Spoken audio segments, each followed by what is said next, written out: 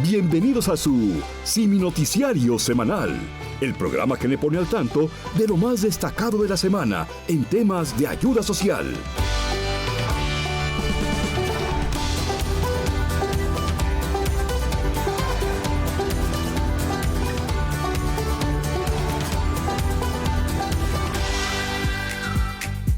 Mi querido público de Simi Televisión, bienvenidos al Simi Noticiario Semanal en su versión sabatina. Es el espacio informativo que refuerza el compromiso de farmacias similares con el, ¿qué le diré?, cambio positivo.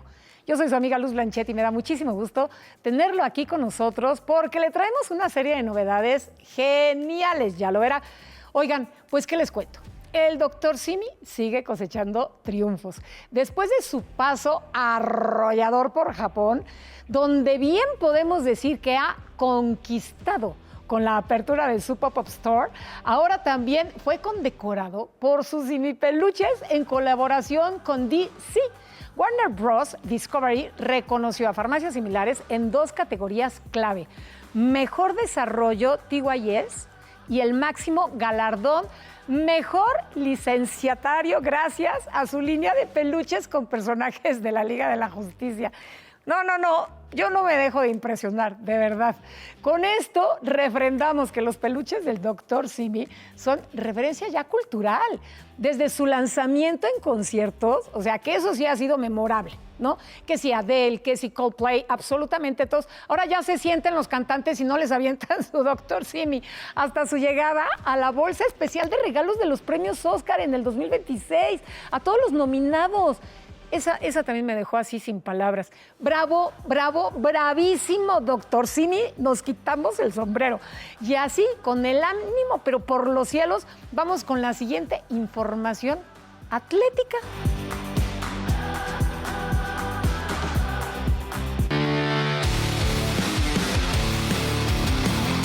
Centro Histórico de la Perla Tapatía. ¿Qué mejor escenario para celebrar la mayoría de edad de la Simicarrera Guadalajara? Así vivimos la entrega de kits.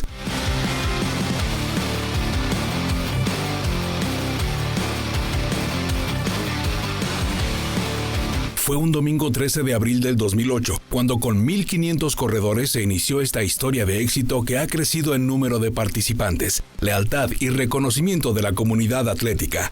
18 años después, el 19 de abril de 2026, más de 4,500 corredores pintaron de negro y verde el Centro Histórico de Guadalajara en las pruebas de 10 y 5 kilómetros, la caminata recreativa de 3,000 metros y la primera carrera Simi Pet Care con 100 peluditos inscritos. Atletas, runners de corazón y familias con carriolas salieron frente al Teatro Degollado para entrar, con el orgullo del triunfador, a la Plaza de Armas. En los 10 kilómetros, el mexiquense Óscar Fernando Crisóstomo dominó la ruta con un tiempo de 32 minutos y 22 segundos, refrendando el triunfo que obtuvo en 2025 en la Simicarrera Puebla. En seguir mis entrenamientos, seguir preparándome para otras competencias que ahora sí que nos dedicamos a esto y usamos estos estímulos económicos para continuar preparándonos. En la rama femenil, la corredora local Fanny Jacqueline Oropesa se llevó el primer lugar con 34 minutos y 52 segundos.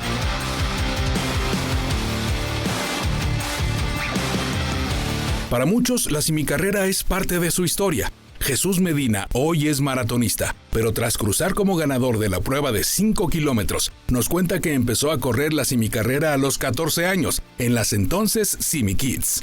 Para mí ha sido algo que me ha aportado bastante en mi formación, ya que vengo siguiendo año tras año las competencias. En esta edición, el donativo de la Simicarrera se destinó a la Junta Intermunicipal de Medio Ambiente para la gestión integral de la cuenca del río Coahuayana, JIRCO, que trabaja en la conservación del hábitat del tigrillo en Jalisco. Con esos recursos se reforestarán 40,000 árboles en 50 hectáreas del Cerro Loma Alta, en Los Mazos, Tuxpan. Habla Rigoberto Hernández, coordinador de planeación de la JIRCO y quien corrió 10 kilómetros. Bendecidos porque es lo que nosotros siempre estamos buscando y gracias a Simicarrera, Simi Planeta por hacer esto realidad. Los clones del Dr. Simi animaron cada kilómetro. El de la selección, el chapulín, el ranchero. Esto es la fiesta familiar de la Simicarrera, que ya es una tradición. Me gusta mucho la vibra, ¿sabes? Creo que la imagen del Dr. Simi es como muy familiar, te hace sentir como en confianza, no sé, se siente muy allegado a la gente. Para otros, como Magali Toriz y Vicente Torres, fue su primera simicarrera. Y pues mucha gente me había dicho que la verdad estaba muy padre esta carrera. Entonces los cupos se terminan muy rápido y pues la verdad me animé ahora. La recomiendo 100%. Así que el próximo año aquí nos vemos. Y están quienes no fallan, como Aurelio Navarro. Tengo como 10 años corriendo esta carrera, entonces cada día se superan más en la organización. Muchas felicidades al Dr. Simi por este tipo de eventos. Y quienes disfrutaron en grande la primera carrera Simi Pet Care fueron los peluditos. La verdad es que venimos cada año y a ella le compro boleto de humano siempre. Entonces ahora que vimos que había carrerita de perros, nos juntamos con mi hermana y nos los trajimos. Pues cada año la corremos y años anteriores ponían un stand para las playeras de mascota y ahora nos dijeron que iba a ser la primera carrera para perritos. Así cerramos un círculo virtuoso.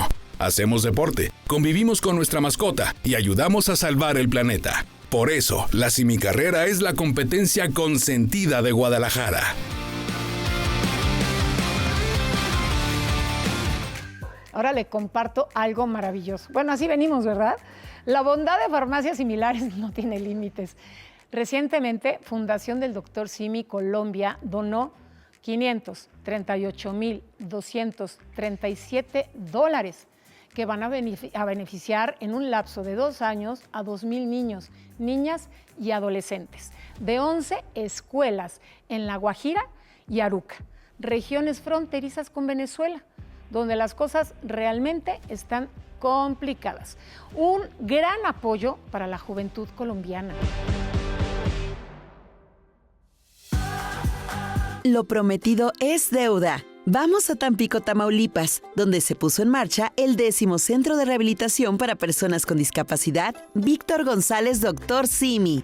Este Simi Ready, el segundo que opera en la entidad, se encuentra en Jesús Elías Piña, número 1015, Colonia Volantín, cerca del centro de Tampico.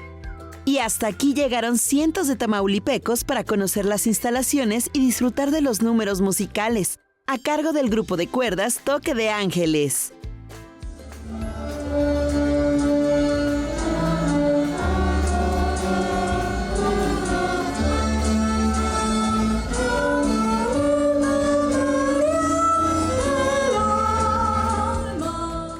Después de un recorrido por las instalaciones, Astrid García, directora de Fundación del Dr. Simi, y Luz Adriana Villarreal Anaya, presidenta del sistema DIF Tampico, cortaron el listón inaugural, en compañía de Mariela Benavides Esprónceda, directora de Atención a Población Prioritaria del sistema DIF Tamaulipas, y Mariana Cepeda, gerente de la Fundación Familia Garel.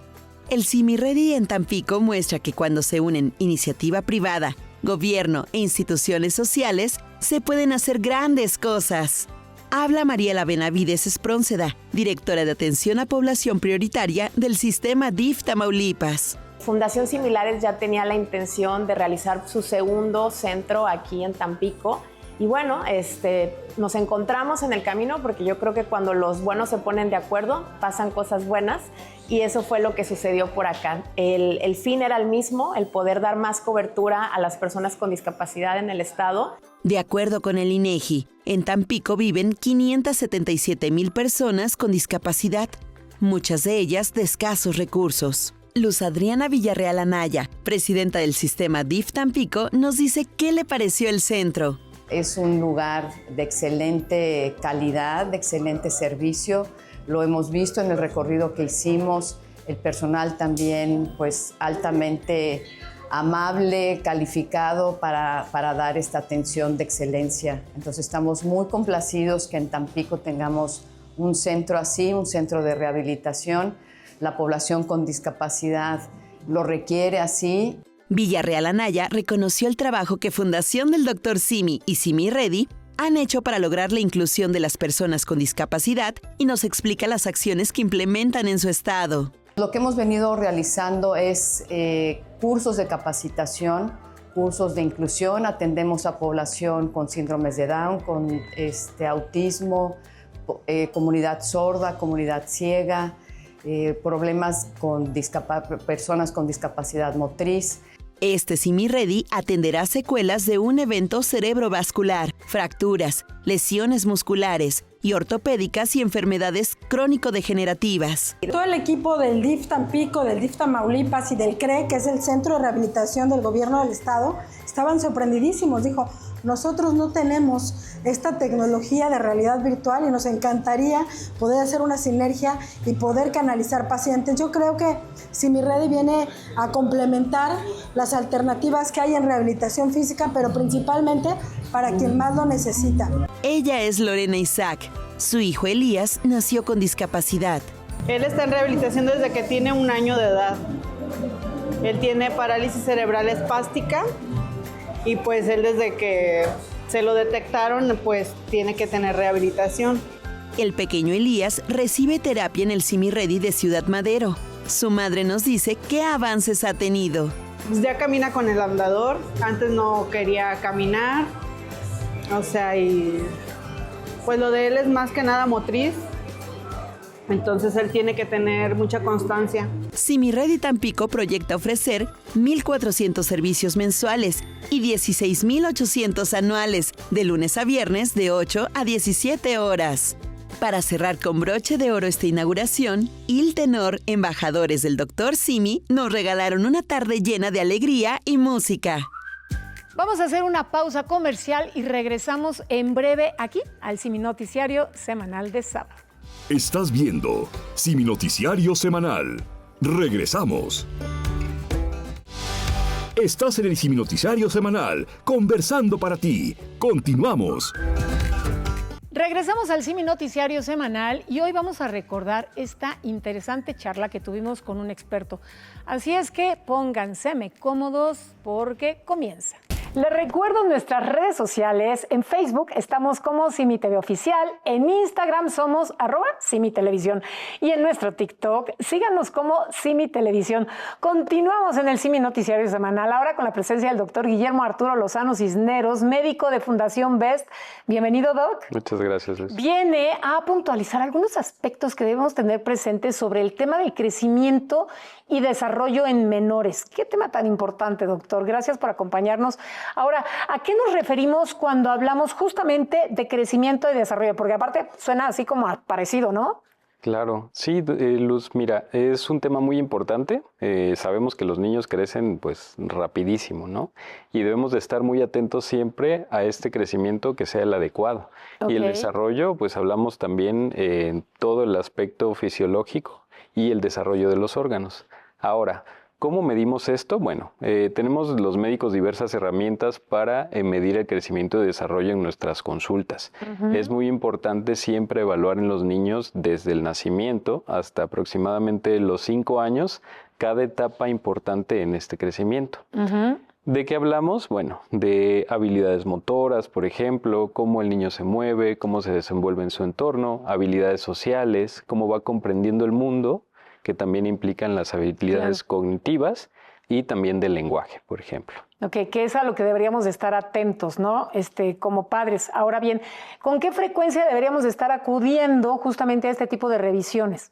Justo es muy importante que, bueno, como padres y en general en la familia estén muy atentos a ciertos indicadores, pero sobre todo en la consulta nosotros evaluamos el crecimiento y el desarrollo en momentos críticos importantes, a los cuales les llamamos hitos también. Okay. Estos hitos, bueno, básicamente sobre todo estar muy pendiente en el primer año de edad, en los primeros meses, 3, 7 meses, al año, a los 2 años aproximadamente y hasta los 5.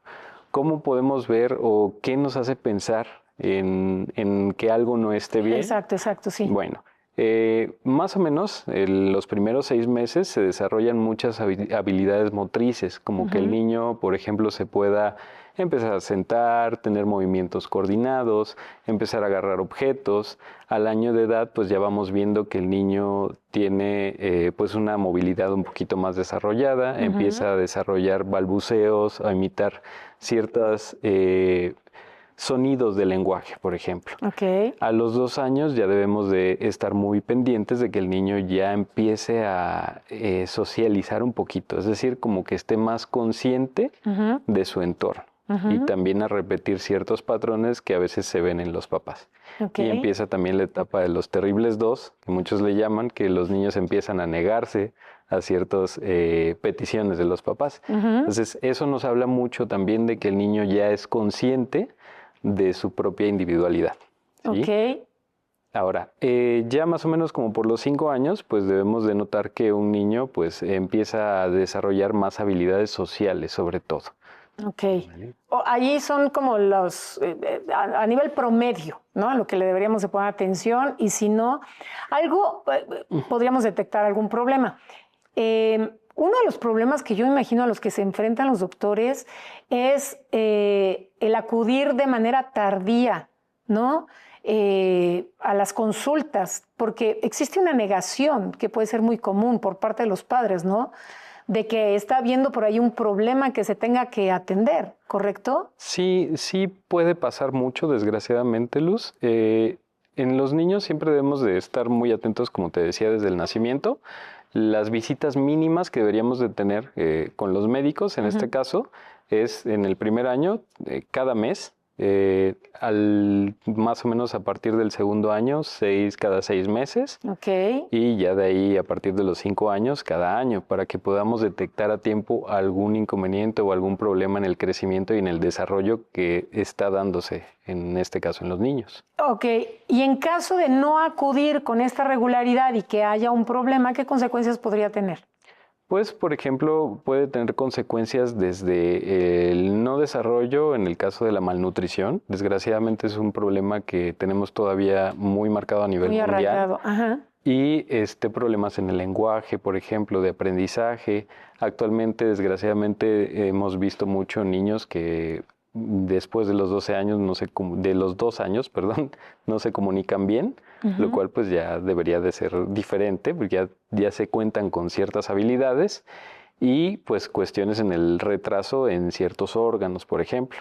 También desde los bebés medimos mucho lo que son parámetros de medir el perímetro cefálico, por ejemplo, que eso nos habla de que si no se desarrolla bien, pues por consecuencia no hay un buen desarrollo cognitivo y en general de las habilidades motoras. Ahora, este tipo de problemas han ido cambiando a lo largo del tiempo.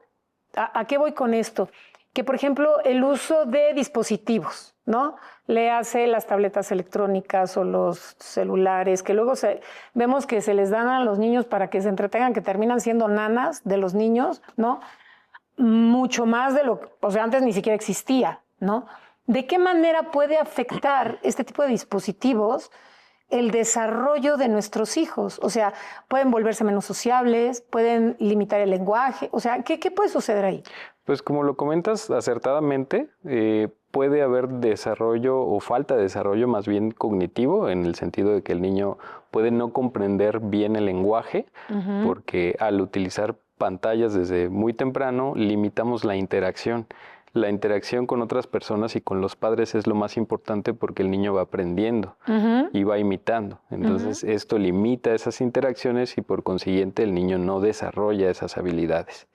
Y también, aparte de la falta de lenguaje o de este desarrollo del lenguaje, falta también desarrollo en las habilidades sociales, que muchas veces es de suma importancia también en el desarrollo. Y motrices, de los niños, ¿no? Claro. Porque ahora tenemos niños que se entretienen con eso en lugar de entretenerse con una pelota, con brincar la cuerda, con correr, ¿no? Sí, es correcto. Y en este aspecto, pues la familia juega un papel importantísimo para el desarrollo de todo esto. Sí, si lo más difícil es educar, ¿no? No dejar de educar. Es lo complicado. Ahora, ¿qué controles médicos periódicos se les recomienda a quien nos está viendo para vigilar que todo vaya en orden?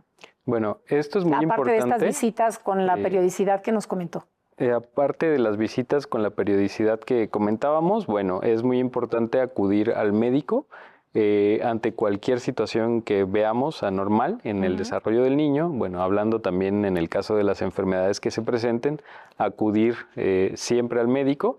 Y esto nos lleva también a las actividades que hacemos por parte de los consultorios de Fundación BEST, ya que tenemos ahorita campañas muy importantes, entre ellas una de crecimiento y desarrollo. En esta campaña damos gratis, en esta temporada, todos los martes, la consulta gratis de crecimiento y desarrollo. Y de esa manera, pues podemos adelantarnos un poquito más. Y en este tipo de consultas podríamos detectar también condiciones como, por ejemplo, autismo o trastorno de déficit de atención y cosas por el estilo. Para detectar ese tipo de problemas, digamos que requiere un diagnóstico un poquito más especializado, ya que hay pruebas de lenguaje, pruebas de escritura, y bueno, eso ya lo evalúa un poquito más un médico especialista. Sin embargo, pues nosotros como médicos sabemos cómo debe de ser o cómo debe comportarse un niño a todas estas edades. Entonces, si lo detectamos a tiempo, gracias a estas campañas, bueno, podemos derivarlo de forma oportuna y evitar que haya un daño progresivo. Derivarlo a un especialista. Exactamente. Y es que de verdad, o sea, más vale prevenir que lamentar. Lo peor que te puede pasar es haberlo llevado, que lo revisaran y que te digan, ¿todo está bien? O, ¿sabes qué? Sí hay algo que trabajar. Muchísimas gracias, Doc, por habernos acompañado. Gracias por colaborar con nosotros para nutrir el compromiso informativo que tenemos con nuestro público. Usted ya lo sabe, Radamés Núñez tiene datos y recomendaciones que lo harán presumir de un gusto musical impecable. Esto es Simi Sintonía.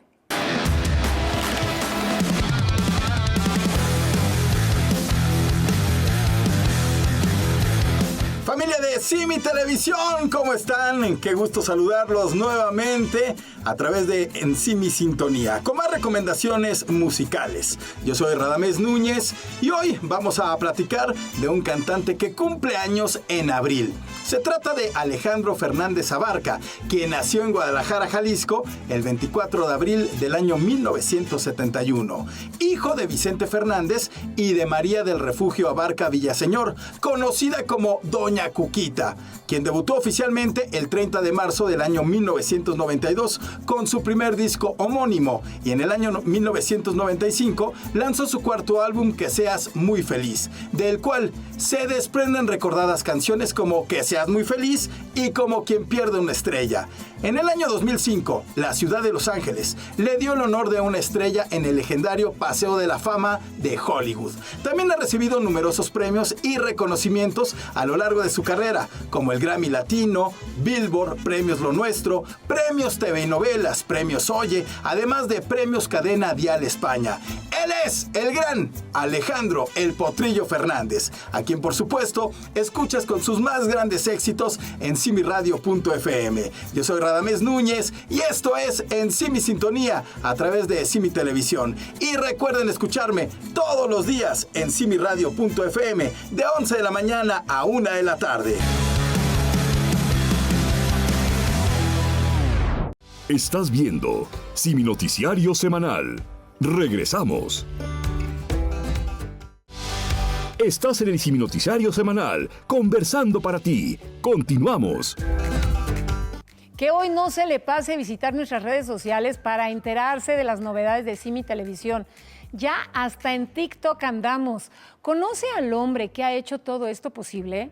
Sí, usted ya lo sabe. Nos referimos a don Víctor González, doctor Simi.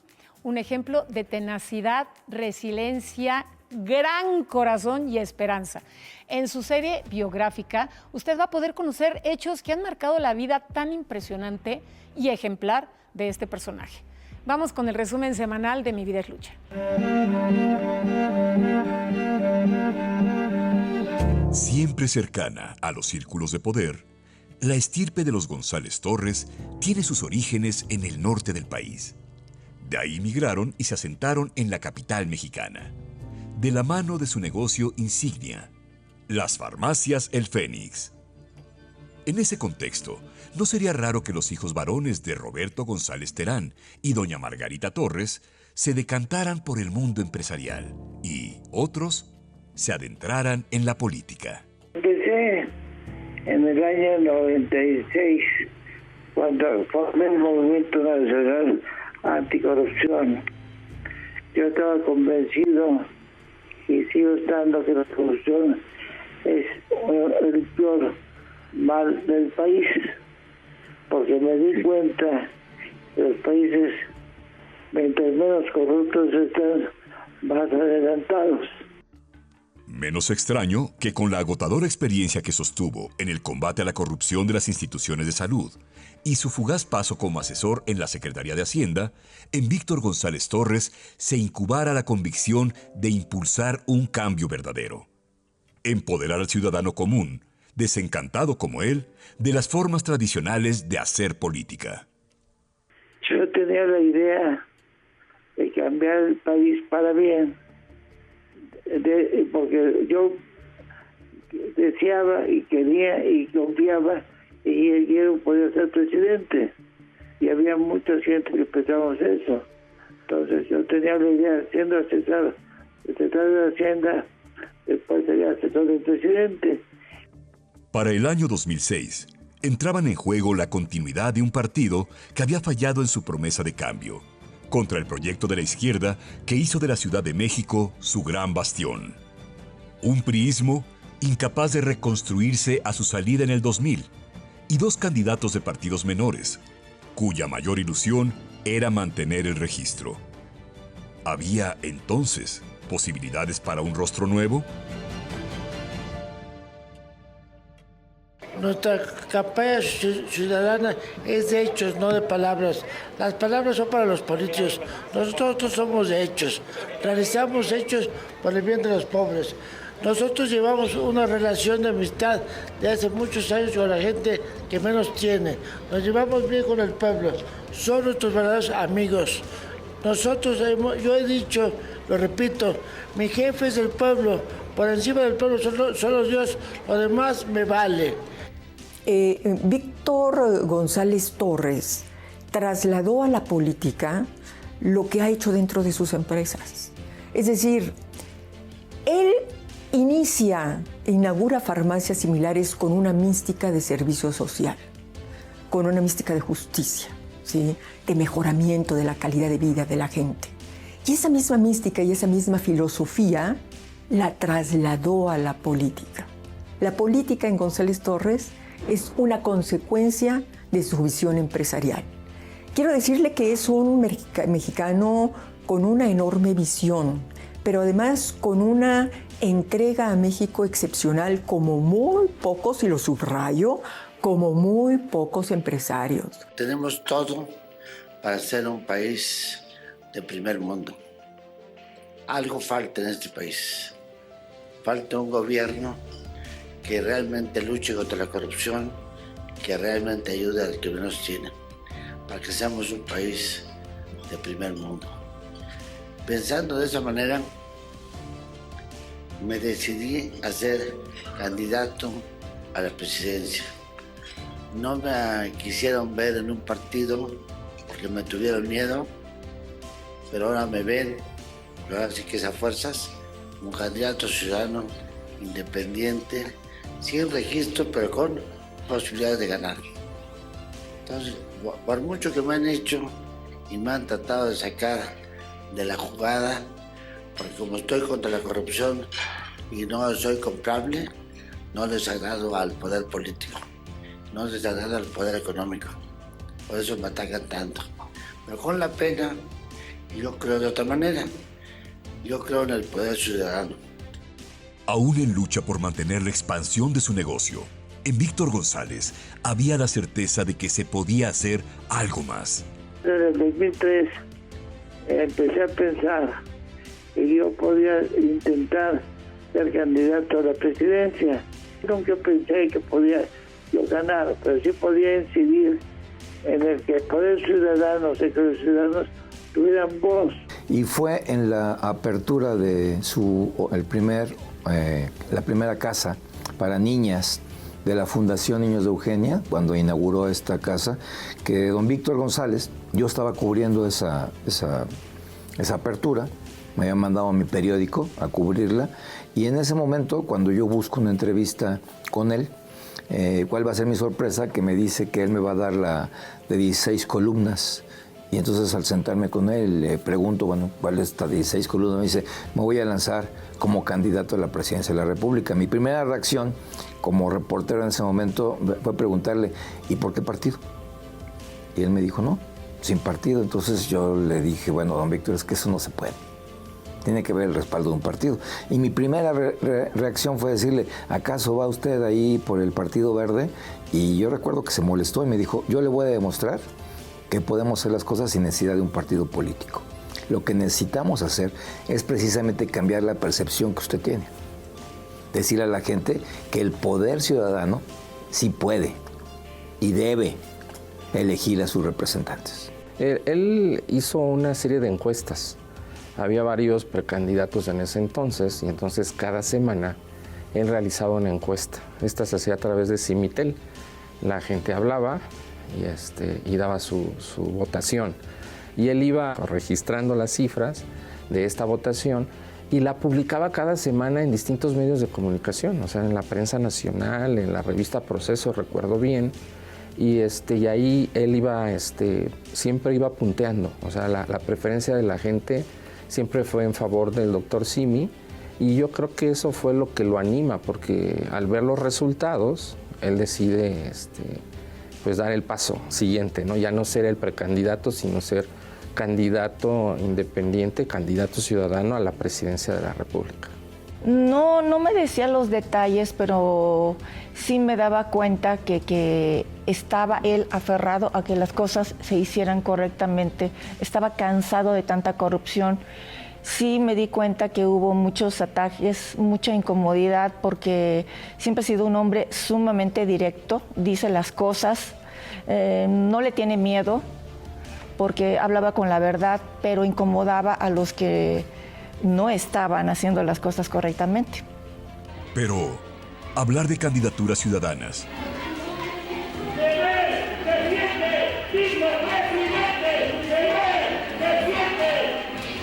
¿En un modelo monopolizado por partidos políticos? No sería la primera vez que Víctor González Torres se aprestaba a romper esquemas. Si el 2 de julio salgo electo presidente por ustedes y para ustedes, yo no voy solo, voy con ustedes y para ustedes, para servir al pobre, con realidades, no con palabras. Yo soy gente de hechos, no de palabras. La palabra a los políticos, ya estamos hartos de los políticos, nos engañan, nos mienten, nos roban. ¿Quieren a los políticos? Yo tampoco.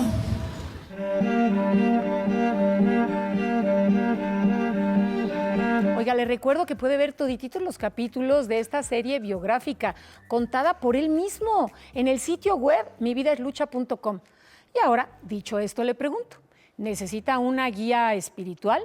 Pues ha llegado al lugar indicado. El Padre José de Jesús nos comparte su pildorita de sabiduría.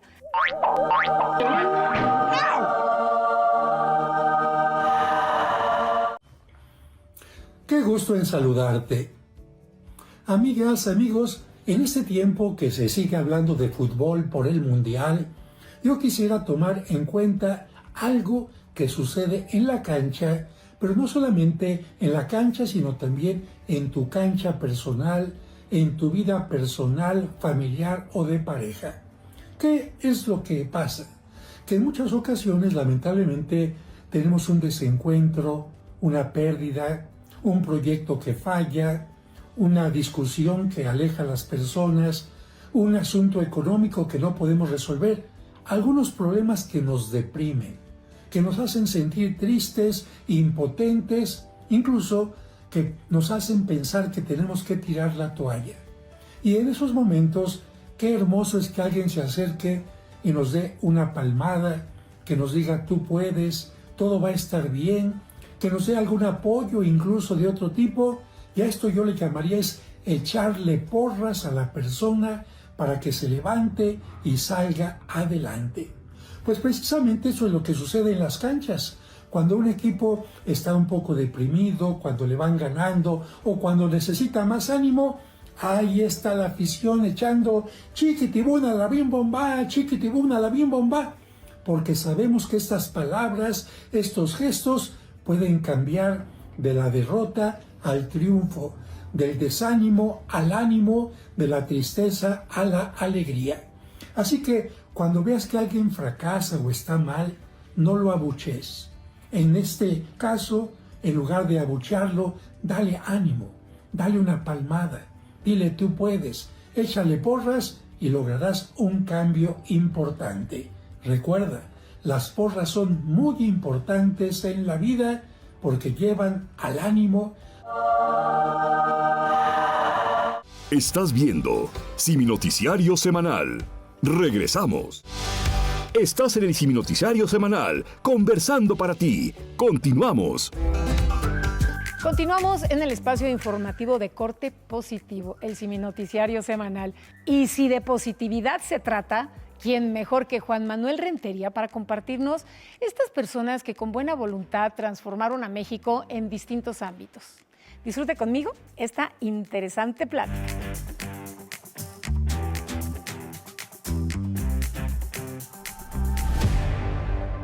Francisco Martín Moreno, uno de los escritores más leídos en México y en muchos otros países.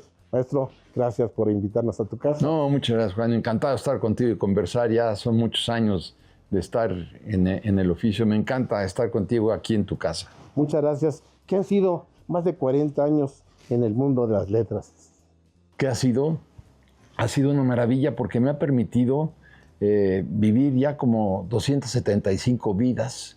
Cuando yo trabajaba en la Secretaría de Hacienda, trabajé 8 años en Hacienda y renuncié porque yo lo que quería era dedicarme a escribir.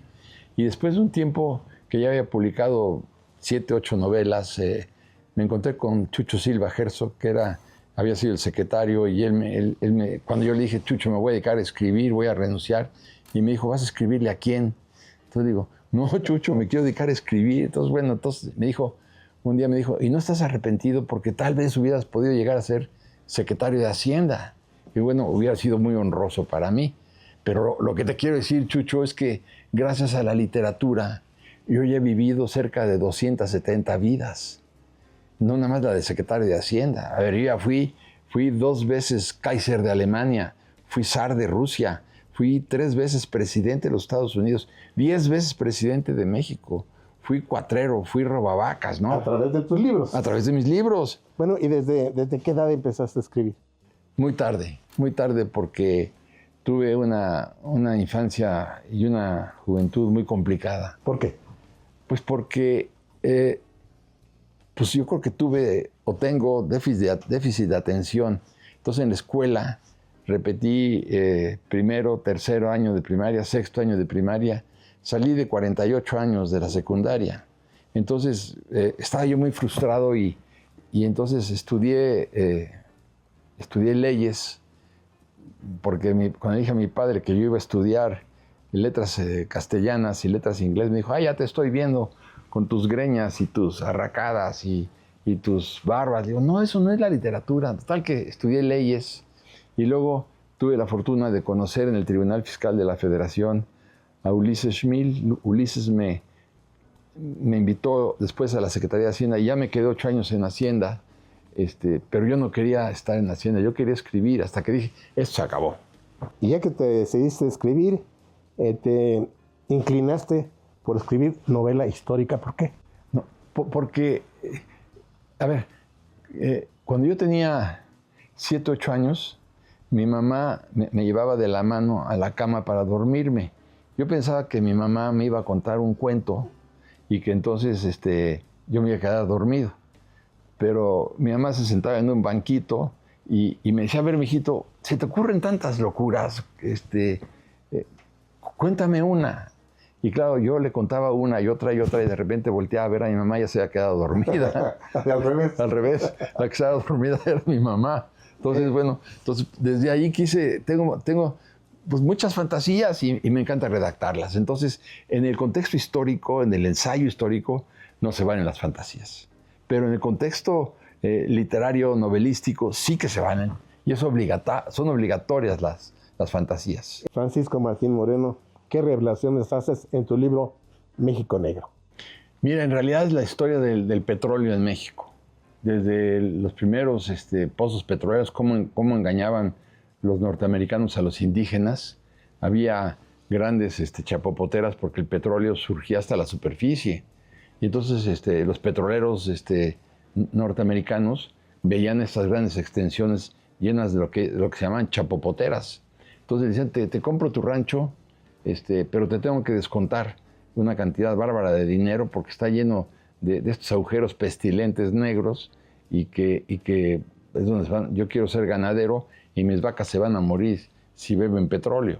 Entonces, y claro, los engañaban y así llegaron los norteamericanos y fue una historia tremenda. Pero después, lo más importante que llegó hasta la expropiación petrolera es quién financió la Revolución Mexicana. Esa es la pregunta central que me hago yo en la novela. Es decir, ¿quién dio el dinero para que nos matáramos entre todos los mexicanos? En México no había, no había una industria militar, no teníamos aviones ni cañones, no estábamos preparados para eso en la Revolución. Entonces, ¿quién dio las armas? ¿No? Entonces, empiezas a ver en buena parte cómo se financió con el petróleo mexicano.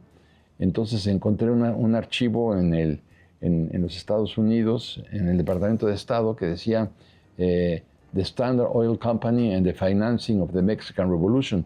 O sea, la Standard Oil, que era la compañía más importante de Rockefeller, pues en buena parte financió también la Revolución Mexicana y le dio dinero al hermano de Madero, en fin. Pero además hubo otros conceptos muy importantes que digo, es largo explicarlo, ¿no? ¿Cómo eliges el tema en cada una de tus obras literarias? Con el estómago. Es decir, me encanta cuando, por ejemplo, descubrí que por una hipocresía habían santificado y sacralizado a los grandes héroes de la patria. Y dije, entonces me entró la curiosidad. ¿Acaso estos grandes héroes de la patria, hombres y mujeres, no tenían tentaciones carnales? El cura Hidalgo no tenía tentaciones carnales, Morelos no tenía tentaciones carnales, Iturbide no las tenía, Moctezuma Xocoyotzin, Tecuichpo su hija, Vasconcelos. Entonces dije, no, espérame, Carranza, Pancho Villa. Dije, no, yo tengo que conocer la cara oculta, erótica, amorosa de los grandes protagonistas de la historia de México. ¿No te han amenazado? Sí, ¿cómo no? Bueno, muchas veces. Bueno, hasta la fecha me siguen amenazando. ¿Quién? Pues en las redes me siguen amenazando, pues porque digo, pues en las redes hago afirmaciones contundentes que no le gustan a mucha gente. Muchos pueden ser los famosos robots o los bots, pero sí me amenazan porque pues soy una voz crítica, ¿no? Soy una voz crítica y yo quiero seguir hablando, yo no me quiero traicionar. Yo soy inocente, yo no soy culpable. He criticado a López Obrador desde el año 2004, en donde yo dije, este hombre es una tragedia para México, secundando una tesis publicitaria, y desde entonces hasta la fecha tengo no sé cuántos libros y artículos exhibiendo lo que este hombre iba a hacer y lo que ya hizo y lo que falta por hacer.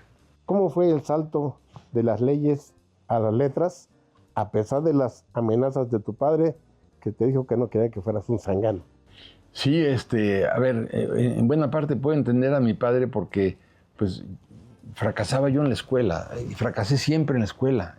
Hay cosas donde yo era el mejor, pero en general, pues, no, en una escuela científica como esa, ¿no? Entonces, pues, fracasé hasta que ya me las arreglé de una manera y de otra para pasar siempre, como decíamos en aquella época, de panzazo, pero terminé la escuela. Y cuando le dije a mi padre que quería estudiar letras castellanas, decía, es que no es posible con ¿verdad? Digo, ahora sucede que toda su vida va a ser un zángano, va a tener el pelo hasta la cintura, arracadas, unas barbas, no se va a bañar nunca, un hippie. Y le dije, eso no es la literatura, eso no son las letras inglesas, ni las francesas, ni las castellanas, no. Total que estudié leyes, afortunadamente estudié leyes porque es una carrera muy bonita, y después, pues, la vida me llevó hacia la Secretaría de Hacienda y ahí pues conocí gente maravillosa con un concepto del honor que ya no existe, gente digna, gente honorable, y fue una experiencia profesional muy bonita. ¿Cuántos libros has escrito hasta hoy y cuáles han sido los más vendidos? Llevo ya 32 libros escritos Y los más vendidos, sin duda alguna, es este que tienes tú, México Negro, la historia del financiamiento de la Revolución Mexicana y Los Arrebatos Carnales, que también tuvo mucho éxito. Y ahora el más reciente, Los Tiempos Malditos, pues se acabó muy rápido la primera edición. La segunda, ahorita vamos ya por la tercera edición en 2 meses. Estoy muy contento. No sabes cómo te agradezco la entrevista. Hombre, a ti. Francisco Martín Moreno, muchas gracias. Te agradezco muchísimo y estamos ya listos para la siguiente. Este es un programa de Víctor González, Dr. Simi, y de Víctor González Herrera, para destacar a grandes escritores como tú. Te agradezco muchísimo. Gracias por haber venido y por permitirme, pues no sé, conversar con tu enorme audiencia. Te lo agradezco mucho. ¿Qué te parece la obra del Dr. Simi? Genial, genial. Ojalá tuviéramos muchos Dr. Simi en México, porque mira cómo ha ayudado. No sé cuántas farmacias tiene, qué esfuerzos ha hecho este hombre, a cuánta gente ha ayudado.